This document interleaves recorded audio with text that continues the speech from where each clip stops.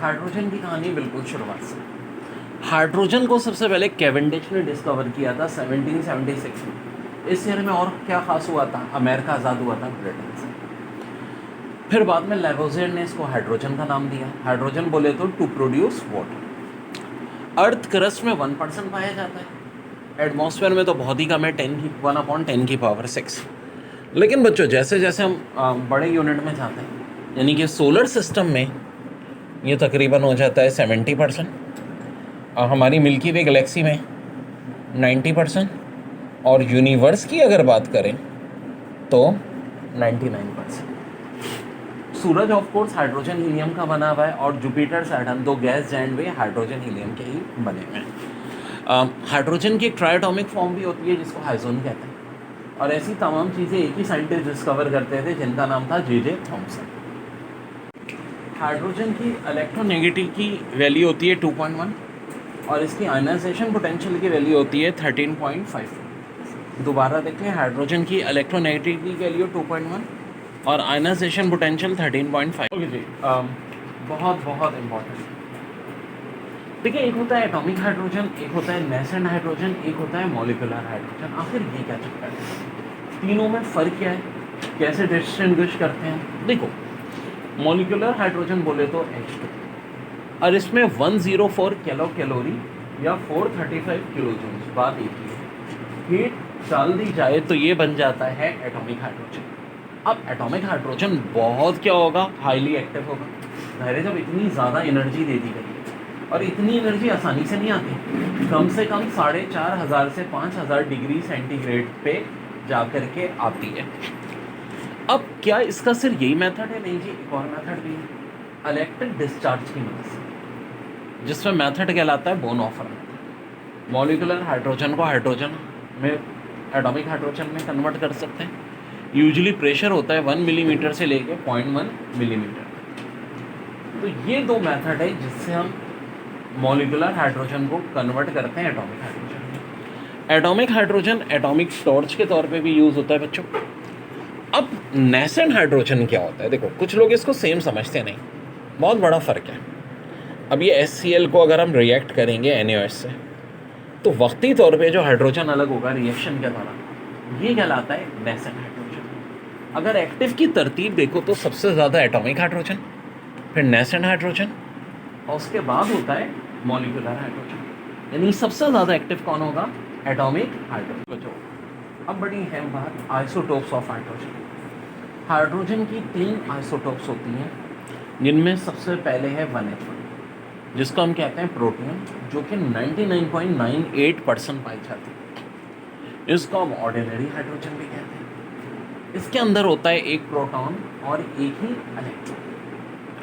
मेरे प्यारे बच्चों, यूजुअली यही सबसे ज़्यादा पाया जाता है। ऑर्डिनरी हाइड्रोजन -252 डिग्री सेंटीग्रेड पे लिक्विड बनता है, -259 डिग्री सेंटीग्रेड पे सॉलिड बनता है। याद रहे, सबसे लेस जो लिक्विड बनने वालों में हीलियम के बाद ये दूसरे नंबर पे आता है। इससे कम जो होता है सिर्फ हीलियम का होता है, मेल्टिंग वाले पॉइंट।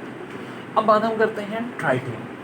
हाइड्रोजन की एक आइसोटोप, जब नंबर 1 है, मास 3 है, तो वेल डेयर ये इसकी हाफ लाइफ बहुत ही कम होती है, और परसेंटेज भी बहुत कम होती है, 4 × 10⁻⁵, यानी पॉइंट के बाद 14 0 फिर 4, ठीक है, इतना कम। एक ही प्रोटॉन, एक ही इलेक्ट्रॉन, लेकिन 2 न्यूट्रॉन, और ये होता है रेडियो एक्टिव। आप बोलोगे सर रेडियो एक्टिव तो होते हैं जिनका एटॉमिक नंबर 83 से ज़्यादा होता है। देखो, 83 से ज़्यादा होने पर लाजमी रेडियो एक्टिव होता है। उससे पहले हम चेक करते हैं न्यूट्रॉन और प्रोटॉन का रेशो, और न्यूट्रॉन अपॉन प्रोटॉन का रेशो 1.5 से ज़्यादा है, तो लाजमी बात है फिर ये क्या होंगे? Radio active. यहाँ गौर से देखो, 2 न्यूट्रॉन है, 1 प्रोटॉन है, 2/1 कितना होता है? 2 होता है, जो कि ऑफकोर्स 1.5 से ज़्यादा है, इसलिए ये क्या होगा? Radio active. और इसकी हाफ लाइफ बहुत आता है MCQs में, ये जो ट्राइटियम की हाफ लाइफ कितनी होती है? तो जी होती है 12.5 ईयर। तो जो सबसे इंपॉर्टेंट आइसोटोप जो हाइड्रोजन की पाई जाती है 1H2, जिसको हैवी हाइड्रोजन। अब कुछ लोग सवाल करते हैं कि ट्राइटियम को क्यों नहीं हैवी कहते हैं? भाई वो रेडियो एक्टिव है, ब्रेक हो जाता है, ये ब्रेक नहीं होता। एक ही इलेक्ट्रॉन, एक ही प्रोटॉन और एक ही न्यूट्रॉन, सब एक एक, ठीक है जी, न्यूट्रॉन भी एक। अब हैवी हाइड्रोजन को सबसे पहले डिस्कवर किया था मिंजल और बिराज ने 1916 में, जब लखनऊ पैक्ट हो रहा था। 0.0156% पाया जाता है। अब देखो, जो हैवी हाइड्रोजन होता है उसकी मदद से बनता है हैवी वाटर यानी T2, जो यूरेनियम में काम होता है एटॉमिक एक्सप्लोजन में, ठीक है। अब नॉर्मल वाटर का मास होता है 18 ग्राम, हैवी वाटर का 20 ग्राम। यूरे ने सबसे पहले डिस्कवर किया था हैवी वाटर 1932 में। वाटर का बॉयल फ्रीजिंग पॉइंट 0 डिग्री, ट्यूटेरियम का 3.79 डिग्री, वाटर का बॉइलिंग 100, ट्यूटेरियम का 101.41 डिग्री सेंटीग्रेड। बच्चों, इसके बाद most important topic examination point of view से इंडस्ट्रियल प्रिपरेशन ऑफ हाइड्रोजन।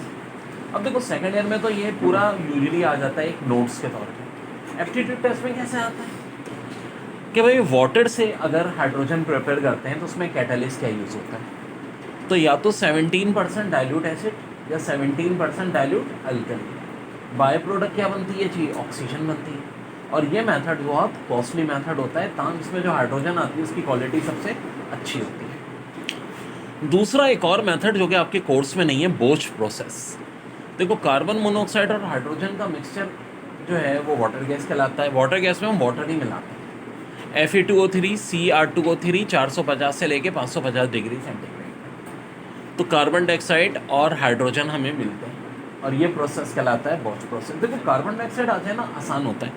क्यों? आप क्या करो, फ्रीज कर सकते हो इसको प्रेशर से। कार्बन डाइऑक्साइड में सप्लीमेशन की प्रॉपर्टी पाई जाती है, प्रेशर डालोगे डायरेक्ट गैस से सॉलिड बन जाएगा। नीचे देखो, प्रोसेस कहलाता है स्टीम मेथनॉल। अब देखो, इसमें टेम्परेचर बड़ा आसान याद रखना, रूम टेम्परेचर 25 होता है, तो एक ज़ीरो बढ़ा दो, 250 डिग्री कर दो, ठीक है। तो ये आपका बन जाएगा कार्बन डाइऑक्साइड प्लस 3H2, ठीक है जी। देखो, दो बड़े और अच्छे मेथड हैं। कार्बन में हम स्टीम मिलाते हैं। देखो, अगर वाटर बॉयल फॉर्म में हो तो स्टीम कहलाता है गैसेस फॉर्म में, कितने 1000 डिग्री सेंटीग्रेड पे, जिससे हाइड्रोजन और कार्बन मोनोऑक्साइड का मिक्सचर मिलता है वाटर गैस। इसी तरह मिथेन नेचुरल गैस में भी अगर हम क्या मिलाएं, स्टीम। लेकिन जनाब कंडीशन डिफरेंट है। अब निकल कैटलिस्ट है और 900 डिग्री सेंटीग्रेड है, अभी भी क्या बनेगा, वाटर गैस यानी हाइड्रोजन और कार्बन मोनोऑक्साइड का मिक्सचर। क्या क्या एमसीक्यूज आएंगे कि हाइड्रोजन और कार्बन मोनोऑक्साइड का मिक्सचर क्या कहलाता है, वाटर गैस कहलाता है। अब देखो, इनमें से जो कार्बन मोनोऑक्साइड है ये -192 पे लिक्विड बन जाता है। हाइड्रोजन फिर वही बात है -252 पे बनता है। तो -252 वाली बात मैंने कहा था बहुत इंपॉर्टेंट है, बार बार जिक्र है। तो मेरे भाई एमसीक्यूज तो बहुत बनेंगे। अब ये पूछते हैं कि जनाब, जब हम कार्बन में स्टीम पास आउट करते हैं और वाटर गैस बनाते हैं तो टेम्परेचर कितना होता है, 1000 डिग्री सेंटीग्रेड। इसी तरह एमसीक्यूज आती है कि जब हम नेचुरल गैस में स्टीम मिलाते हैं तो कौन सा कैटलिस्ट यूज़ होता है वाटर गैस बनाने के लिए और कितना टेम्परेचर होता है। तो निकल कैटलिस्ट यूज़ होता है, 900 डिग्री सेंटीग्रेड टेम्परेचर होता है। ओके बच्चों, इसके बाद एक प्रोसेस होता है डैन प्रोसेस। आयरन में वाटर मिलाओगे तो हाइड्रोजन गैस बनती है, 550 से 800 डिग्री सेंटीग्रेड और कोई कैटलिस्ट होता है। और CH4 से कार्बन और हाइड्रोजन बनते हैं 700 डिग्री सेंटीग्रेड पे, लेकिन बच्चों विदाउट ऑक्सीजन, जब ऑक्सीजन ना हो। और अमोनिया से नाइट्रोजन और हाइड्रोजन बनती है। देखो, ये दोनों जो नीचे वाले प्रोसेस हैं इनको हम कहते हैं थर्मल डिकम्पोजिशन। अब थर्मल डिकम्पोजिशन किसको कहते हैं, जिसमें टेम्परेचर दे करके जी किसी चीज़ को ब्रेकअप किया जाए, ठीक है जी, टेम्परेचर दे करके ब्रेकअप किया जाए। तो पहले में मिथेन से हम कार्बन और हाइड्रोजन हासिल करते हैं, कार्बन को कार्बन ब्लैक कहते हैं, और नीचे वाले प्रोसेस में नाइट्रोजन और हाइड्रोजन बना करते हैं। अब नाइट्रोजन का जो लिक्विड होने का टेम्परेचर है वो -196 है और हाइड्रोजन का मैंने बार बार बताया था -252। तो ज़ाहिर है नाइट्रोजन पहले लिक्विड बन जाएगा और लिक्विड और गैस को सेपरेट करना कोई मुश्किल काम नहीं है, आसानी से हम कर लेंगे। तो ये हमारा मामला हल हो जाएगा इस तरह। ओके जी, बड़ा अच्छा है। कंपाउंड विद ओनली 2 एलिमेंट, ठीक है, नॉट एटम्स। बात एलिमेंट्स की हो रही है, एटम्स की नहीं हो रही। Are called binary compounds.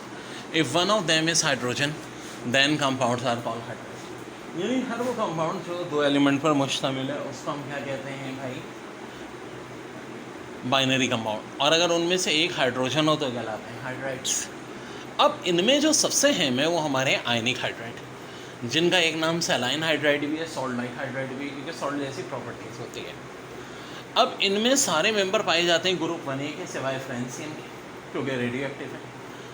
2A के सारे बेरिलियम मैग्नीशियम के अलावा, ठीक है जी, क्योंकि उनका ज़रा अलग है मामला हाइड्राइड्स का, वो हम डिस्कस करेंगे। अच्छा, ग्रुप 1A वालों का फार्मूला होता है MH, example lithium hydride. Group 2A वालों का फार्मूला होता है MH2, एग्जाम्पल कैल्शियम हाइड्राइड। अब आयनिक हाइड्राइड जो होते हैं क्या होते हैं, क्रिस्टलाइन सॉलिड होते हैं, high melting and boiling point होते हैं, डीकम्पोज किस में होते हैं, वाटर, एसिड एंड अल्कोहल में टू फॉर्म हाइड्रोजन। यानी अगर आयनिक हाइड्राइड को आप वाटर में डालो, एसिड में, अल्कोहल में, तो क्या बना लेते हैं, हाइड्रोजन बना लेते हैं। एग्जाम्पल में देखो, एग्जाम में ये MCQs आएंगे, हाई मेल्टिंग और बॉइलिंग पॉइंट होंगे, क्रिस्टलाइन सॉलिड होंगे, ठीक है जी। और देखो हाइड्राइड्स के अंदर होता क्या है, अब ये मेटल है लिथियम, इसकी डेंसिटी +1 है, हाइड्रोजन की -1, कैल्शियम +2, एक हाइड्रोजन की -1 है, 2 की मिला के ऑफ कोर्स -2 हो जाएगी। यानी हम ये भी कह सकते हैं कि हाइड्राइड के अंदर जो हाइड्रोजन की ऑक्सीडेशन स्टेट होती है वो क्या होती है, -1 होती है। पेपर में आया हुआ सवाल, covalent hydrides are, option A colourless gas, volatile liquid having low boiling point. तो इसका करेक्ट आंसर है all of the above. Covalent hydrides यहाँ कलरलेस गैस भी होते हैं, वॉलाटाइल लिक्विड भी होते हैं, और इनका बॉइलिंग पॉइंट, मेल्टिंग पॉइंट भी बहुत लो होता है। तो आंसर है ऑल ऑफ द। इनके चैप्टर में सबसे इंपॉर्टेंट टॉपिक है हाइड्राइड्स। अब हाइड्राइड्स क्या होते हैं, बाइनरी कंपाउंड ऑफ हाइड्रोजन, जिसमें हाइड्रोजन जो है वो नेगेटिव फॉर्म में होता है, यानी कि ऑक्सीडेशन नंबर 2 होता है। अब देखो, सबसे पहली और सबसे इंपॉर्टेंट टाइप है आयनिक हाइड्राइड, जिनको हम सॉल्ट लाइक हाइड्राइड भी कहते हैं या सलाइन हाइड्राइड भी कहते हैं, क्योंकि बिल्कुल प्रॉपर्टीज़ वही होती हैं जो सॉल्ट की हैं। अब ये बनाते हैं ग्रुप 1A वाले, जिनका जनरल फार्मूला MH होता है। एग्जाम्पल में lithium hydride, potassium hydride, sodium hydride, rubidium hydride और सीजियम हाइड्राइड। और बनाते हैं ग्रुप 2A वाले, जिनका जनरल फार्मूला MH2 होता है। एग्जाम्पल में calcium hydride, strontium hydride, barium hydride. दिलचस्प बात यह है कि यहाँ पे 2 कंपाउंड मिसिंग होते हैं, एक बेरिलियम और एक मैग्नीशियम। इनका साइज बहुत होता है और चार्ज डेंसिटी बहुत होती है, तो ये कुछ और ही बनाते हैं। क्या बनाते हैं आगे हम डिस्कस करेंगे। अब होता क्या है कि MCQs कैसे आएंगे, पहले तो भाई आयनिक हाइड्राइड्स के दूसरे नाम क्या होते हैं, एक सॉल्ट लाइक हाइड्राइड और एक सलाइन हाइड्राइड। जनरल फार्मूला पूछ लेंगे, और ये भी आ जाएगा कि ग्रुप 2A में से कौन सा कंपाउंड ऐसा है, एलिमेंट ऐसे हैं जो आयनिक हाइड्राइड नहीं बनाते। तो जवाब है बेरिलियम और मैग्नीशियम नहीं बनाते। अब एक और बड़ी अहम बात कि स्टेबिलिटी जो है वो इंक्रीज़ होगी या डिक्रीज़ होगी जब एटॉमिक मास क्या होगा, इंक्रीज़ होगा। तो करेक्ट आंसर है स्टेबिलिटी डिक्रीज़ होगी जब एटॉमिक मास इंक्रीज़ होगा। इनसॉल्युबल होते हैं ऑर्गेनिक सॉल्वेंट में, और क्रिस्टलाइज सॉलिड्स होते हैं आयनिक हाइड्राइड्स की बात होती है। मेल्टिंग बॉइलिंग पॉइंट क्या होता है, हाई होता है। तो ऐसे MCQs आ जाएगी कि बहुत सारी बातें, what is true about ionic hydride, they are crystalline solid, they have high melting and boiling point, और डीकम्पोज इन, हाँ किस किस में डीकम्पोज होते हैं, वाटर में, एसिड में और अल्कोहल में, तो प्रोड्यूस मम्मम मानी, वाटर प्रोड्यूस, हाँ सॉरी बल्कि हाइड्रोजन, ठीक है, तो टू प्रोड्यूस हाइड्रोजन, डीकम्पोज हो जाते हैं वाटर, एसिड और अल्कोहल में। अब देखो कोई ऐसी चीज़ भी आ सकती है, what is false about ionic hydride, तो उसमें हो सकता है दे दें कि भाई दे आर एमॉर्फस सॉलिड, तो फॉल्स हो जाएगी बात, क्योंकि क्रिस्टलाइन सॉलिड होते हैं। लो मेल्टिंग बॉइलिंग पॉइंट आ जाए। इसी तरह आ जाए कि सॉल्युबल इन ऑर्गेनिक सॉल्वेंट, नहीं भाई ऑर्गेनिक सॉल्वेंट में तो क्या होते हैं, इनसॉल्युबल होते हैं। तो इसलिए मैं बात बहुत ज़ोर दे के समझा रहा हूँ, जो कुछ मैं बता रहा हूँ, जो कुछ लिखा रहा हूँ, हर चीज़ की कौन सी चीज़ है, जो पास पेपर की एक MCQs है। यानी हम जो एक पोस्टमार्टम करते हैं ना जब किसी चैप्टर का, तो एक एक MCQs उसकी मेरे लेक्चर में कवर हो रही होती है, याद रखो ये बात। अब क्या होते हैं, ये रिड्यूसिंग एजेंट के तौर पे यूज़ होते हैं मेटलर्जिकल प्रोसेस में। किन की बात हो रही है भाई, आयनिक हाइड्राइड, सॉल्ट लाइक हाइड्राइड या सलाइन हाइड्राइड, 3 नाम है ना इनके। और डिहाइड्रेटिंग एजेंट के तौर पे किस में यूज़ होते हैं, ऑर्गेनिक सॉल्वेंट में। तो बहुत MCQs आती हैं बच्चों किस टॉपिक से, आयनिक हाइड्राइड, जिनके दूसरे 2 नाम है सॉल्ट लाइक हाइड्राइड और सलाइन। जनाब मेटलिक हाइड्राइड यूजुअली ये बनाते हैं ट्रांजिशन मेटल। अब देखो ट्रांजिशन मेटल का साइज बहुत बड़ा होता है, और इसके नीचे नन्हे मुन्ने कुची कुची हाइड्रोजन होते हैं। ये नन्हे मुन्ने कुची कुची हाइड्रोजन क्या कहलाते हैं, ऑकल्टेट। एक तो ये बड़ी है MCQs बन गई, ये जो ट्रांजिशन मेटल से दरमियान में नन्हे मुन्ने कुची कुची हाइड्रोजन होते हैं, ये क्या कहलाते हैं, ऑकल्टेट हाइड्रोजन, छोटे छोटे। अब होता क्या है कि देखो वेकेंट स्पेसेस यानी तो इंटरस्टेशियल स्पेसेस, मेटालिक हाइड्राइड का एक नाम इंटरस्टीशियल हाइड्राइड भी होता है। और सबसे बड़ी बात कि इनका रेशो फिक्स नहीं होता, यानी कि बोले तो जैसे कि टाइटेनियम के साथ कभी 1.73 हाइड्रोजन हो गए, प्लाटिनियम के साथ 2.71 हो गए। चूँकि रेशो फिक्स नहीं होता इसलिए इनका एक और नाम भी होता है नॉन स्टेचोमेट्रिक हाइड्रोजन। अब प्रॉपर्टीज़ इनकी क्या होंगी, हाँ जी ये बड़ा इंपॉर्टेंट है। तो भाई प्रॉपर्टीज़ वही होंगी जिस एलिमेंट के बने। फर्स्ट करो अगर टाइटेनियम है, ठीक है, ये हाइड्रोजन किसके दरमियान में पाया जा रहा है, टाइटेनियम में। यानी जो मेटालिक हाइड्राइड है उसमें क्या है जी, बड़े बड़े टाइटेनियम है, दरमियान में छोटे छोटे ऑकल्टेड हाइड्रोजन है। तो प्रॉपर्टी किसकी होंगी, टाइटेनियम की। यानी कि metallic hydride obey the property of the element from which they are form, या obey the property of metal. साफ लफ्जों में मेटल बोलो, क्योंकि हर एलिमेंट नहीं, खाली कौन, मेटल। वो भी कौन से मेटल, डी ब्लॉक के और ए ब्लॉक के, यानी कि बोले तो ट्रांजिशन मेटल। अब होता क्या है, देखो आप हमेशा से पढ़ते आ रहे हो कि ट्रांजिशन मेटल जो होते हैं ये बड़े अच्छे कैटालिस्ट होते हैं, रीज़न तो आज वो भी पता चल गया। होता है कि जब हम इनको हीट करते हैं तो ये ऑकल्टेड हाइड्रोजन क्या बन जाते हैं, एटॉमिक हाइड्रोजन। एटॉमिक हाइड्रोजन जो क्या होते हैं, बहुत हाईली रिएक्टिव होते हैं। जी बिल्कुल, पैरामैग्नेटिक होने की वजह से। अब ये जब एटॉमिक हाइड्रोजन बन जाते हैं तो क्या होता है, कैटलिस्ट के तौर पे ही यूज़ होते हैं, रिएक्शन को क्या कर देते हैं, फास्ट करते हैं। तो this is the reason behind it, very very important. इसके बाद क्या लाता है, पॉलीमेरिक हाइड्राइड, BeH2n या MgH2n। आखिर ये क्या कहानी है, वो पॉलीमेरिक हाइड्राइड होता है क्या है, बेसिकली बेरिलियम 2 हाइड्रोजन के साथ मिला हुआ होता है। तो असूलन तो बस बात ख़त्म हो जानी चाहिए, भाई ये 2 हाइड्रोजन मिले इस बेरिलियम के साथ, ये 2 इसके साथ मिले। अब होता क्या है, बेरिलियम और मैग्नीशियम का साइज़ बहुत छोटा होता है और चार्ज डेंसिटी बहुत ज़्यादा होती है। ये वजह है कि बेरिलियम जिन 2 हाइड्रोजन के साथ मिला हुआ है, ये इससे ये इससे, ये तो है, लेकिन ये वाला इससे भी अट्रैक्ट हो रहा है। और इसी तरह बेरिलियम से असल तो कनेक्टेड ये वाले जो फुल लाइन है, और ये डॉटेड क्या है, ये अट्रैक्शन की लाइन है। तो इसलिए ये क्या लाते हैं, पॉलीमेरिक हाइड्राइड। अब देखो इनकी जो प्रॉपर्टीज़ होती हैं, बेरिलियम मैग्नीशियम ज़ाहिर आयनिक हाइड्राइड हो गए, और ये डॉटेड प्रॉपर्टी का मतलब है यानी कोवेलेंट प्रॉपर्टी। तो इसलिए हम कहते हैं दे आर इंटरमीडिएट बिटवीन, हाँ जी, आयनिक एंड कोवेलेंट। पहली बात तो MCQs आ जाएगी जनाब, इनको कहते क्या है, polymeric hydride. General formula PeH2n या MgH2n। और इनकी प्रॉपर्टीज़ किसके दरमियान में पाई जाती है, इंटरमीडिएट होती है बिटवीन आयनिक एंड कोवेलेंट। इसके बाद टॉपिक है हमारा कॉम्प्लेक्स हाइड्राइड। नाम ही से जाहिर है कॉम्प्लेक्स होंगे जनाब। इनमें देखो ग्रुप 1A भी शामिल होता है, 3A भी शामिल होता है। जैसे कि ग्रुप 1A से लिथियम है, 3A से अल्मोनियम है, लिथियम अल्मोनियम हाइड्राइड। लिथियम की मोनोवैलेंसी होती है, अल्मोनियम की ट्राई होती है। बेसिकली इनका एक बड़ा मशहूर नाम है हाइड्राइड ट्रांसफ़र रिएजेंट। जनाब नोट कर लें, hydride transfer reagent. Complex hydride का दूसरा नाम क्या है, हाइड्राइड ट्रांसफ़र रिएजेंट। ग्रेजुएशन में टॉपिक बहुत डिटेल में आता है, ठीक है, हाइड्राइड ट्रांसफ़र रिएजेंट। अब देखो बड़ी दिलचस्प बात है, ये वाइट सॉलिड्स होते हैं। अच्छा पहली MCQ तो ये बन गई कि कॉमन नाम हाइड्राइड ट्रांसफ़र रिएजेंट, और बहुत स्ट्रॉन्ग रिड्यूसिंग एजेंट होते हैं। जी हाँ, कौन से एजेंट होते हैं, रिड्यूसिंग एजेंट। वाइट सॉलिड होते हैं। अच्छा ये आ जाएगा कि जी क्या क्रिस्टलाइन सॉलिड है, वाइट सॉलिड है, तो वाइट सॉलिड्स स्टेबल कितने टेम्परेचर तक होते हैं, ये बहुत आते हैं, तो 300 तक। अब डिकम्पोज किस में होते हैं, देखो आयनिक हाइड्राइड जो थे वाटर में भी थे, एसिड में भी और अल्कोहल में भी, और हाइड्रोजन प्रोड्यूस कर रहे थे। यहाँ क्या फ़र्क है, ये खाली डिकम्पोज किस में होते हैं, ये बोले तो कॉम्प्लेक्स हाइड्राइड, दूसरा नाम हाइड्राइड ट्रांसफ़र रिएजेंट। बार बार रिपीट कर रहा हूँ, ये खाली वाटर में डिकम्पोज होंगे और क्या प्रोड्यूस करेंगे, हाइड्रोजन। जो कुदरती बात के बॉर्डर पे बहुत सारी प्रॉपर्टी मिलती है। अगर कोई सिंध और पंजाब के बॉर्डर पे गाँव है तो सिंध और पंजाब दोनों का कल्चर आता है, पंजाब KPK के बॉर्डर पे दोनों का कल्चर आता है, पंजाब बलूचिस्तान के बॉर्डर पे दोनों का कल्चर आता है।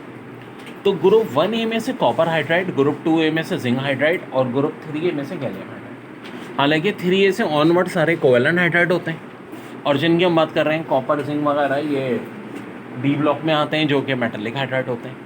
लेकिन जो बॉर्डर पे कंपाउंड है ये इंटरमीडिएट होते हैं between covalent and metallic hydride, और इनको क्या कहा जाता है, border line hydride. Very very. फिर बच्चों कहलाते हैं कोवेलेंट या मॉलिक्यूलर हाइड्राइड। ये बनाते हैं group 3A 4A 5A 6A और 7A वाले। 3A और 4A वाले बनाते हैं न्यूट्रल कोवेलेंट हाइड्राइड, 3A की एग्जाम्पल BH3, 4A की CH4। 5A वाले बनाते हैं basic covalent hydride, example NH3। और 6A और 7A वाले बनाते हैं acidic covalent hydride, like water हो गया, HCl हो गया। या तो ये कलरलेस गैस होते हैं या वॉलेटाइल लिक्विड होते हैं, और ज़्यादातर के मेल्टिंग बॉइलिंग पॉइंट लो होते हैं। एक आधा एक्सेप्शन हाई हो जाएगा, लेकिन ज़्यादातर के मेल्टिंग बॉइलिंग पॉइंट क्या होंगे, लो होंगे। ये हो गया कोवेलेंट हाइड्राइड से।